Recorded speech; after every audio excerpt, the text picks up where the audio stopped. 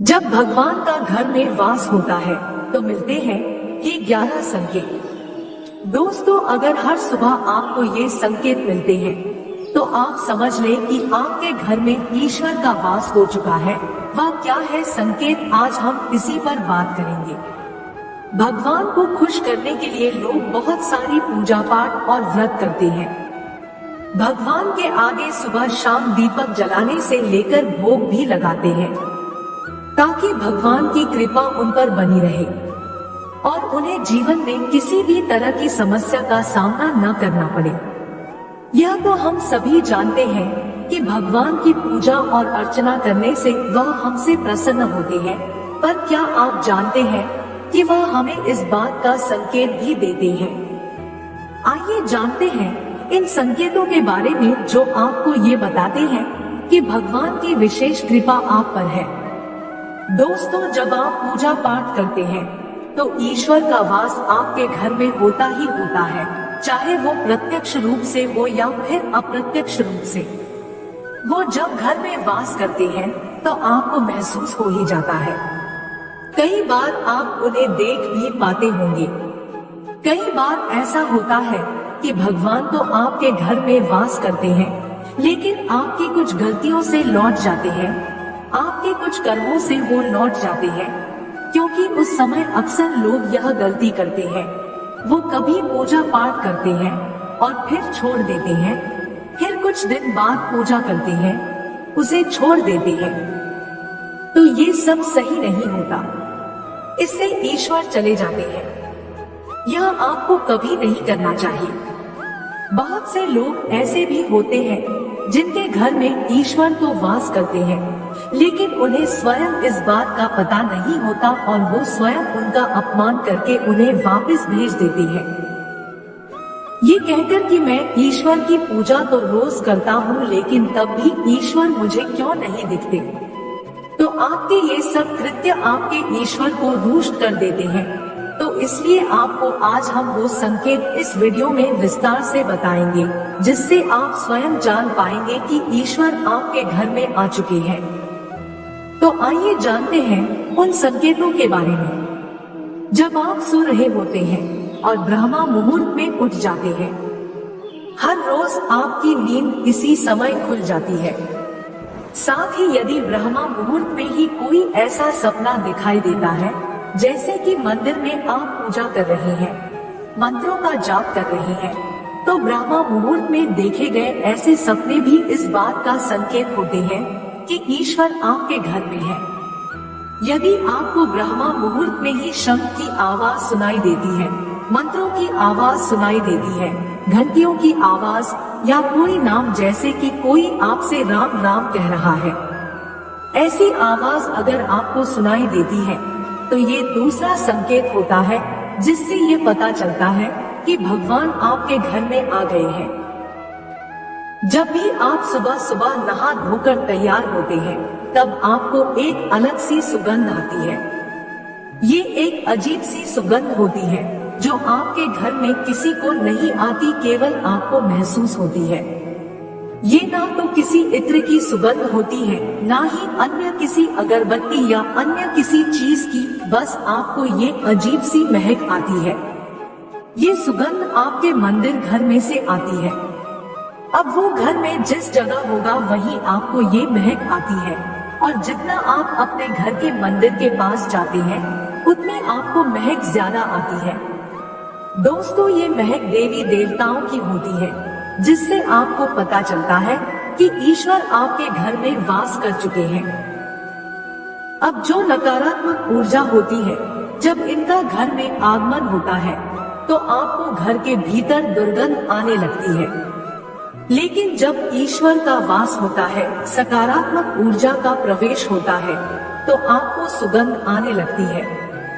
ये महक बहुत ही अच्छी होती है, प्यारी सी होती है, मीठी सी होती है, जो आपका मन पूरी तरह मोह लेती है।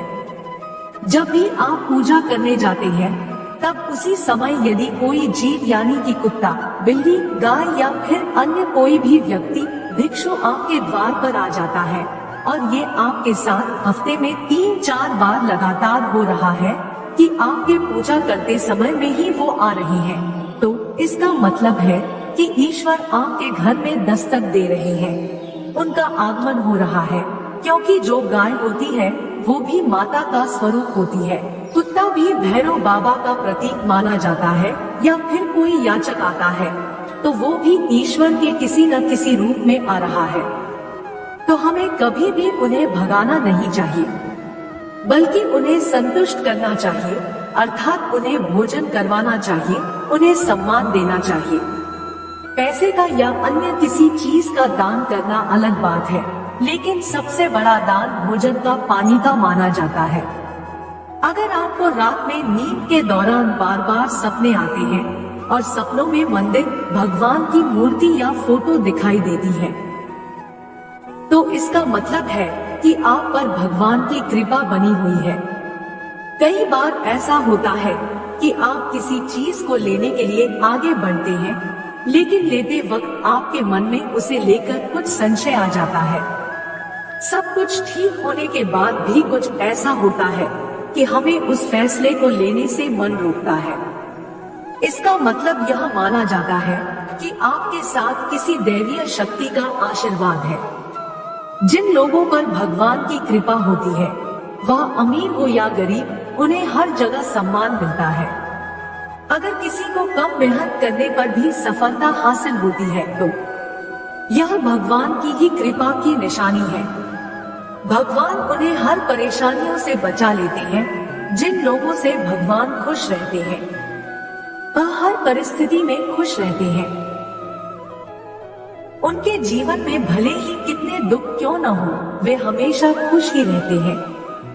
उन्हें कभी भी किसी भी परेशानियों से डर नहीं लगता। वह हर मुसीबत को आसानी से पार कर लेते हैं।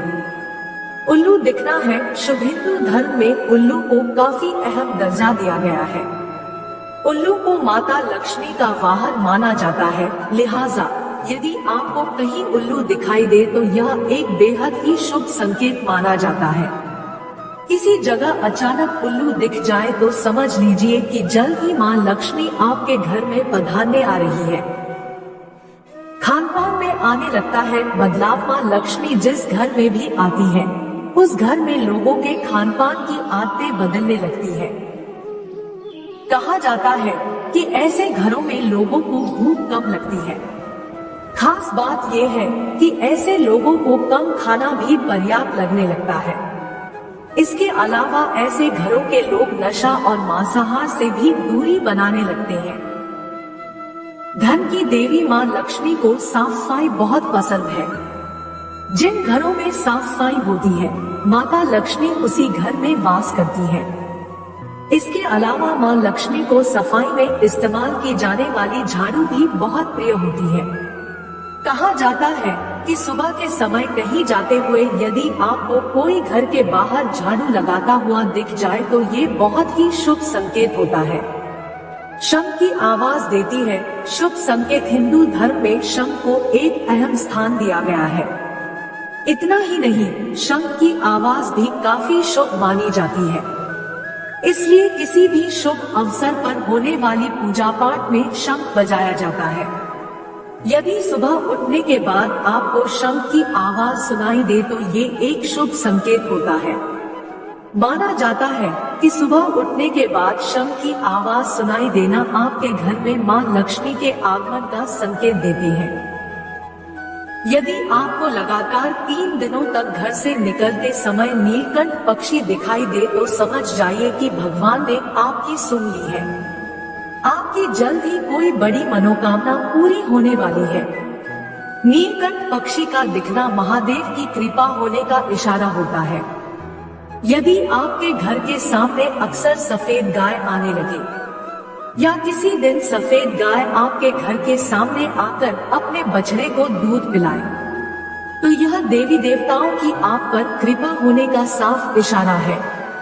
यह बताता है कि आपकी पूजा प्रार्थना सफल हो रही है और आपके जीवन की सारी समस्याएं दूर होने वाली है। भगवान आपके सारे कष्ट और बुरे दिन खत्म करने वाला है। यदि घर के मुख्य द्वार के आसपास चिड़िया घोंसला बना ले तो यह बहुत ही शुभ संकेत होता है। यह इस बात का प्रमाण है कि आपकी पूजा सफल हो गई है।